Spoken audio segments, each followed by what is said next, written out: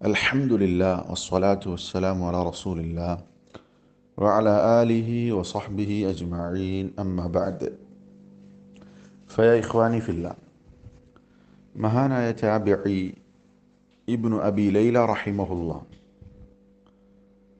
അബു അബ്ദുറഹ്മാൻ മുഹമ്മദ് ഇബ്നു അബ്ദുറഹ്മാൻ എന്ന പേരുള്ള ഇബ്നു അബി ലൈല എന്ന പേരിൽ അറിയപ്പെട്ട താബിഈ അദ്ദേഹം വഫാത്താകുന്നത് ഹിജ്റ 148-ലാണ്. അദ്ദേഹം പറയാണ്, അദ്റക്തു 120 മിനൽ അൻസാരി മിൻ അസ്ഹാബിൻ നബി സല്ലല്ലാഹു അലൈഹി വസല്ലം.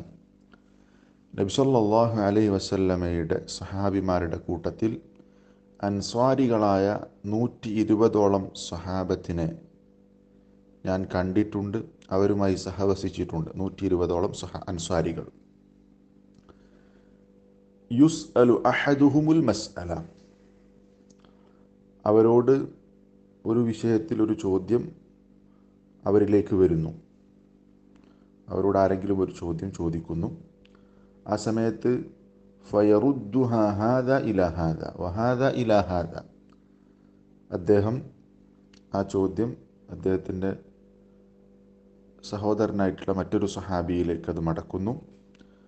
അദ്ദേഹം വേറൊരു സഹാബിയിലേക്ക് മടക്കുന്നു. ഹത്താ തർജിഅ ഇലൽ അവ്വൽ, അങ്ങനെ ആദ്യം ചോദിക്കപ്പെട്ട വ്യക്തിയിലേക്ക് ആ ചോദ്യം തിരിച്ചു വരുന്ന അവസ്ഥയുണ്ടാകും എന്നാണ്. അപ്പോൾ ദീനിയായിട്ടുള്ളൊരു വിഷയം ചോദിക്കുമ്പോൾ അദ്ദേഹം തൻ്റെ സഹോദരനിലേക്ക് കൈമാറുന്നു. അങ്ങനെ കൈമാറി വീണ്ടും ആദ്യം ചോദിക്കപ്പെട്ട വ്യക്തിയിലേക്ക് ആ ചോദ്യം എത്തുന്ന അവസ്ഥയുണ്ടാകും. എന്നിട്ട് അദ്ദേഹം പറയാണ്, വമാ മിൻഹും മിൻ അഹദിൻ യുഹദ്ദിസു ബിഹദീസിൻ ഔ യുസ്അലു അൻ ഷൈഇൻ ഇല്ലാ വദ്ദ അന്ന അഖാഹു കഫാഹു. അവരുടെ കൂട്ടത്തിൽ ഒരു ഹദീസ് അവർ ആരെങ്കിലും പറഞ്ഞാൽ, അവരുടെ കൂട്ടത്തിൽ ഒരാൾ ഹദീസ് പറയുകയാണ്, അല്ലെങ്കിൽ ഔ യുസ്അലു അൻ ഷൈഇൻ, അല്ലെങ്കിൽ ഏതെങ്കിലും ഒരു മസ്അല, ഏതെങ്കിലും ഒരു വിഷയം അവരോട് ചോദിക്കപ്പെടുകയാണ് എങ്കിൽ ഇല്ലാ വദ്ദ അന്ന അഖാഹു കഫാഹു, എപ്പോഴൊക്കെ ഒരു ഹദീസ് പറയുന്നുണ്ടോ അല്ലെങ്കിൽ ഏതെങ്കിലും ഒരു ചോദ്യം അവരിലേക്ക് എത്തുന്നുണ്ടോ ആ സമയത്തൊക്കെ അവർ തൻ്റെ സഹോദരനായ സ്വഹാബി ആ ചോദ്യത്തിന് മറുപടി പറയാൻ മതിയാകും, അല്ലെങ്കിൽ ഈ ഹദീസ് പറയാൻ ഉദ്ധരിക്കാൻ എൻ്റെ സഹോദരനായ സ്വഹാബി മതിയാകും എന്നാഗ്രഹിച്ചിട്ടല്ലാതെ അവരൊരു ഹദീസ് പറയാറില്ല. അതുപോലെ തന്നെ ഒരു ചോദ്യം അവരിലേക്ക് കിട്ടാറില്ല എന്നാണ് പറഞ്ഞിട്ടുള്ളത്. എന്ന് പറഞ്ഞാൽ അവരിലേക്കൊരു ചോദ്യം വന്നാൽ തൻ്റെ സഹോദരൻ അതിന് മറുപടി പറയട്ടെ, അവനതിന് മതിയാകും എന്ന് ചിന്തിക്കുന്ന ആളുകളായിരുന്നു സഹാബികൾ എന്നാണ് പറഞ്ഞിട്ടുള്ളത്. നോക്കൂ, ഇബ്നു അബി ലൈല റഹിമഹുല്ലാ ഈ പറഞ്ഞ വാചകങ്ങളിൽ നിന്ന് നമുക്ക് പല കാര്യങ്ങളും മനസ്സിലാക്കാം. ഏറ്റവും പ്രധാനപ്പെട്ട ഒന്ന് സ്വഹാബത്തിൻ്റെ വിനയമാണ്. ഒരു ചോദ്യം ആരെങ്കിലും ചോദിച്ചാൽ അതിന് ഞാൻ മറുപടി പറയട്ടെ, ഞാനാണ് അതിന് മറുപടി പറയേണ്ടത് എന്ന് ചിന്തിക്കുന്നതിന് പകരം തൻ്റെ സഹോദരൻ, തൻ്റെ സഹാബിയായ സഹോദരൻ അവൻ മറുപടി പറയട്ടെ എന്ന് ചിന്തിക്കുന്ന ആളുകളായിരുന്നു.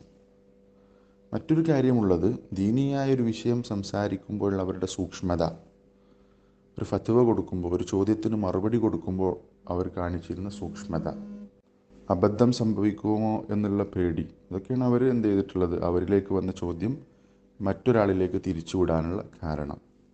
അതുപോലെ തന്നെ അവർക്കിടയിൽ പരസ്പരം അസൂയ ഉണ്ടായിരുന്നില്ല എന്ന് നമുക്ക് മനസ്സിലാക്കാൻ സാധിക്കും. പഠിച്ച ആളുകൾക്കിടയിൽ ഉണ്ടാകാൻ സാധ്യതയുള്ള ഒന്നാണ് അസൂയ എന്നുള്ളത്. എന്നാൽ ഈ ചോദ്യങ്ങൾക്ക് മറുപടി പറയാൻ തൻ്റെ സഹോദരൻ മതി എന്ന് ചിന്തിച്ച് ആ രൂപത്തിൽ ചോദ്യങ്ങൾ അങ്ങോട്ട് കൈമാറുന്ന അവസ്ഥയുണ്ടെങ്കിൽ അവരുടെ മനസ്സ് അത്രയും ശുദ്ധമാണ് എന്നുള്ള നമുക്കൊന്ന് മനസ്സിലാക്കാൻ സാധിക്കും. അതുകൊണ്ട് നമ്മളും ദീനിയായ ഒരു കാര്യം സംസാരിക്കുമ്പോൾ നമ്മൾ അതീവ ശ്രദ്ധ കാണിക്കണം. നമുക്കറിയാത്തൊരു വിഷയം നമ്മൾ സംസാരിക്കാൻ പാടില്ല. ഗൗരവപ്പെട്ട വിഷയങ്ങൾ, പ്രധാനപ്പെട്ട വിഷയങ്ങൾ, വലിയ വിഷയങ്ങളൊക്കെ, ദീനിയായിട്ടുള്ള വിഷയങ്ങൾ അറിവുള്ള ആളുകളിലേക്ക് മടക്കാൻ നമ്മൾക്ക് സാധിക്കണം.